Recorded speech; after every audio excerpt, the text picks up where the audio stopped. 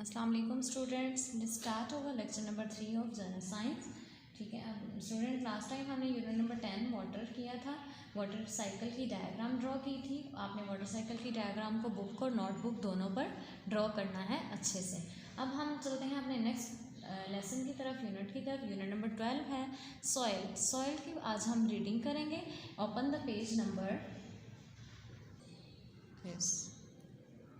Okay students, हमारा lesson number unit number 12 है क्या? सॉइल। सॉइल आपको पता है किसे कहते हैं? मट्टी को।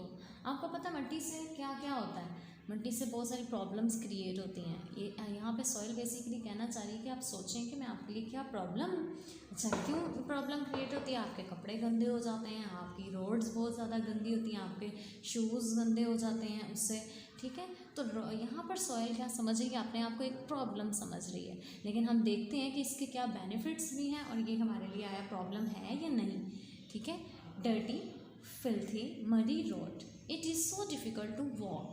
आपको पता है ये डर्टी फिल्थी और मडी बहुत ज़्यादा गारे वाली रोड जो होती है, इसमें वहाँ पर चलना बहुत मुश्किल होता है। A car passed by and splash mud on my dress. एक स्टूडेंट है, वो अपनी स्टोरी बता रहा है कि एक कार मेरे पास से गुजरी और उसने मेरे कपड़ों को गंदा कर दिया, उस पर मट्टी के छींटे पड़ गए।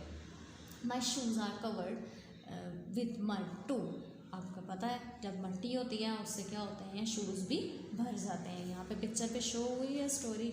Okay, life would be so nice without all this mud. वो सोच रहा है कि अब लाइफ कितनी अच्छी हो जाए अगर ये मड ना हो, यानी कि मट्टी ना हो ज़मीन पर या रोड्स पर। No doormats to clean, no boots to scrape and wash, no scolding from mothers. Okay, ना तो मम्मा से डांट पड़े, ना ही हमारे डोरमेट्स गंदे हों। ठीक है, उनको साफ़ करने की ना ज़रूरत पड़े और ना ही हमारे शूज़ वगैरह को भी साफ़ करने की ज़रूरत पड़े या उन पर कोई स्क्रैप वगैरह आए। ओके स्टूडेंट्स, ये मदर के लिए कितना अच्छा, फिर आपको मदर से डांट भी ना पड़े। नो स्कॉल्डिंग फ्रॉम मदर, ये आपका स्टूडेंट्स जो है वो कहना चाह रहा है। उसको मट्टी पसंद नहीं आई, इसलिए उसने अपने बारे में बता दिया कि इस कार मेरे पास से गुजरी, उसने मेरे कपड़ों को गंदा कर दिया। तो लाइफ इससे ईजी हो सकती है अगर मड ना हो। अब मड इसका क्या रिप्लाई करती है देखते हैं। आई form the top most layer on the earth surface. मैं अर्थ की सबसे टॉप मोस्ट लेयर हूँ। ठीक है, अर्थ सरफेस की, अर्थ आपको पता है हमारी अर्थ अगर ये है तो सबसे टॉप वाली लेयर कौन सी होगी हमारी? Just like you I was also born but unlike you. मुझे भी पैदा किया गया है लेकिन तुम्हारी तरह नहीं। I take a long time to be born and to grow. It is sad that it takes about 1000 years to make an inch of soil. I lived for many years too. In fact, I was around even when dinosaurs lived on the earth. आपको पता है अर्थ बता रही है कि मैं ज़्यादा अरसा तक ज़िंदा रह सकती हूँ, लेकिन मैं आपकी तरह नहीं पैदा हुई। मुझे उनको अर्थ के 1 इंच को, सॉइल के 1 इंच को भी बनाने में कितने ईयर्स लगे हैं? 1000 ईयर्स। और मैं बहुत ज़्यादा अरसा तक रह सकती हूँ। I was around even when, मैं कब से हूँ? जब से ये डायनासोर्स अर्थ पर रहते थे। अब तो आपको पता है डायनासोर्स का वजूद ख़त्म हो चुका है। ये है अर्थ का रिप्लाई। अर्थ अपने उस स्टूडेंट को क्या कह रही है? जवाब दे रही है कि मैं ऐसी हूँ। अब हम चलते हैं नेक्स्ट पेज की तरफ। क्या ऑफ सॉइल, सॉइल का माहस, यानी कि ये सॉइल निकली कहाँ से? Basically soil is obtained from rocks. ठीक है, सॉइल को कहाँ से लिया जाता है? रॉक से। आपको पता है बड़े बड़े पत्थर, बड़ी बड़ी चट्टानें जो होती हैं, उनकी जब तोड़ फोड़ की जाती है तो उस सूरत में हमें क्या मिलती है? सॉइल। इस शेप में भी आपको दिखाया गया हुआ है। These can be of different types. अब रॉक्स जो होती हैं वो डिफरेंट टाइप्स की होती हैं। द कंपोजिशन क्या होती है? बेसिकली बनावट। ठीक है, किसी चीज़ की तश्कील या किसी चीज़ की बनावट। The composition of soil depends on the kinds of parent rock it comes from. वो स्पेसिफिक रॉक, यानी कि वो पेरेंट रॉक जहाँ से सॉइल निकाली गई है, सॉइल की शेप उस पर मैटर करती है। यानी कि अगर एक रॉक दूसरी टाइप की है, डिफरेंट टाइप्स की रॉक होती हैं, जिस टाइप की रॉक होंगी उस टाइप की सॉइल निकलेगी। And the way it is form, और वो तरीका जैसे ये बनती है। Soil can very in colours and texture, soil colours में और टेक्सचर में, टेक्सचर जो उसका वो जो ज़ाहरी तौर पर वो दिख रही होती है, ठीक है, उसका जो मटेरियल होता है वो दो तरह की होती है, कलर्स में भी डिफरेंट होती है और उसका टेक्सचर भी डिफरेंट होता है। It's colours can be red, brown, yellow and grey, उसके कलर्स डिफरेंट कलर की हो सकती है, रेड भी हो सकती है soil, brown, yellow and grey colour इन रंगों में भी पाई जाती है। ठीक है, अब हमारी क्या है कंपोजिशन ऑफ सॉइल, सॉइल कैसे बनती है, ये बनी कैसे होती है।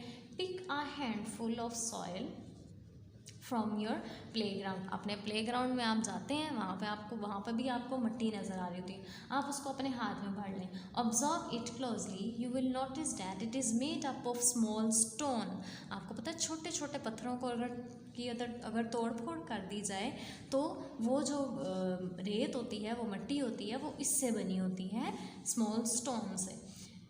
लीव्स, ठीक है, उसमें पत्ते भी होते हैं, स्टिक्स, छोटी छोटी स्टिक्स भी होती हैं, और सैंड बेसिकली क्या होती है, नरम और मुलायम रेत, लाइक दिस पिक्चर, इस पिक्चर में आपको सैंड नज़र आ रही है। अब वो जो सॉयल होती है उसमें ये सारा मटेरियल पाया जाता है जो आप प्लेग्राउंड से उठाते हैं, and some other small, very small particles, और छोटे छोटे टुकड़े भी और तरह के भी छोटे टुकड़े पाए जाते हैं। अकॉर्डिंग टू द जियोलॉजिस्ट्स, अच्छा, माहिर अर्दियात इनको कहते हैं, soil is made up of organic and inorganic matter. हमारे जो साइंटिस्ट हैं, ये जो जियोलॉजिस्ट हैं, यानी जिन्होंने जोग्राफिया का मुतालिया किया, हमारी अर्थ और हमारी ये और सैंड्स और हमारी ज़मीन पर मौजूद चीज़ों का मुतालिया किया, तो उन्होंने क्या कहा कि उनके मुताबिक ही उनको ये लगता था कि सॉइल दो तरह से बनी होती है, ऑर्गेनिक और इनऑर्गेनिक मैटर में। ऑर्गेनिक और इनऑर्गेनिक का डिफरेंस हम यहाँ पे पढ़ेंगे। सबसे पहले है आपका इनऑर्गेनिक सॉइल किस तरह की होती है। Soil made from non living matters is called inorganic. जिस सॉइल में इन नॉन लिविंग मैटर्स पाए जाएं, यानी सॉइल में नॉन लिविंग मैटर्स पाए जाएं, यानी कि वो बेजान चीज़ों से बनी हुई है, उससे हम क्या कहते हैं, inorganic. Rocks are broken down into small particles over millions of years by the action of winds, water और हीट। अच्छा, अब हमारी जो रॉक्स होती हैं उनको कैसे तोड़ा जाता है, उनको तोड़ने में काफ़ी अरसा लग जाता है, यानी कि मिलियंस ऑफ ईयर्स लग जाते हैं। या तो वो विंड से टूटती हैं, बहुत ज़्यादा तेज़ हवा चली, आंधी तूफान, या पानी से, या हीट से। ठीक है, इन तीनों तरीक़ों से रॉक्स को तोड़ा जा सकता है। Water and wind hit against a big rock. अच्छा, वाटर और विंड से क्या होता है, वाटर और विंड जब रॉक्स पर बहुत ज़्यादा ज़ोर से हम मारते हैं तो रॉक्स क्या होता है, टूटना शुरू हो जाती हैं। The sun heats up the rock and lets it expand. अब अगर सूरज की बहुत ज़्यादा रोशनी रॉक पर पड़ रही हो तो उससे क्या होता है, वो जो रॉक होती है वो फैलना शुरू हो जाती है। ठीक है, फैल कर उसमें क्या आती है, जाहिर सी बात है उसमें क्रैक्स पड़ना शुरू हो जाते हैं, जिसकी वजह से वो टूटना शुरू हो जाती है हीट अप होने की वजह से। At night the rocks cool and returns it to it normal size. अब जाहिर सी बात है हर वक्त तो सूरज नहीं रह सकता रॉक्स के टूटने के लिए, फिर रात हो जाती है, फिर जो रॉक्स होती हैं वो वापस ठंडा होना शुरू हो जाती हैं, इसीलिए रॉक्स को सॉइल बनने में बहुत ज़्यादा टाइम लग जाता है। Slowly huge rocks are thus broken into smaller pieces. अगर इसी तरह ही हम हीट और वाटर का वेट या विंड का वेट करते रहें तो हमें तो सैंड या सॉइल नहीं मिलेगी, इसीलिए उनको क्या करना पड़ता है, खुद से तोड़ना पड़ता है इंसानों को। They are carried by moving water and wind to far away. ठीक है, फार अवे प्लेसेस। अब उनको क्या करना चाहिए कि जो बहुत उनको कहाँ पे लेके जाना चाहिए, बड़ी बड़ी रॉक्स को या तो चलते हुए पानी के सामने ला के रखना चाहिए, या बहुत ज़्यादा वहाँ लेके जाना चाहिए उन प्लेसेस में जहाँ पे बहुत ज़्यादा हवा चल रही है। तो these are 3 types of inorganic matter.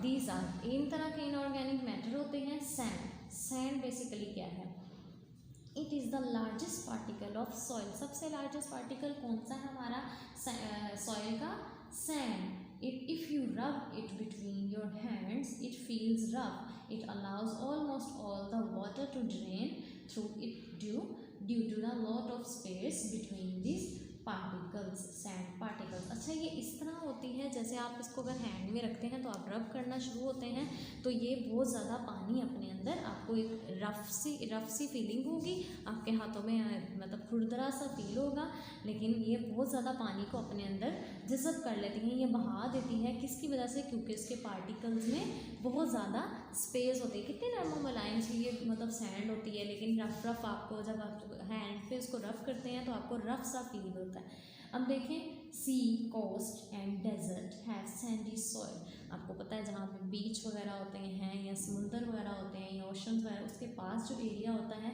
या डेजर्ट होते हैं, डेजर्ट्स होते हैं, वहाँ पर क्या होती है? Sandy soils. वहाँ पर क्या मौजूद होती है? Sandy soil. Plants like cactus and opuntia grow in it. और सैंडी सॉइल में दो तरह के प्लांट्स उग सकते हैं, कैक्टस एंड ओपनशिया। ओके, अब है हमारी दूसरी इनऑर्गेनिक मैटर। दूसरा इनऑर्गेनिक मैटर क्या है? क्ले। क्ले के बारे में तो सब जानते हैं, ऐसा ही है, मट्टी जो होती है।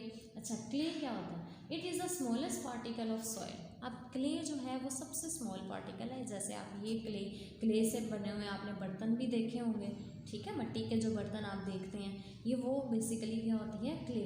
It is the smallest particle of soil. Largest particle क्या था? सैंड। स्मॉलेस्ट पार्टिकल क्या है? क्ले।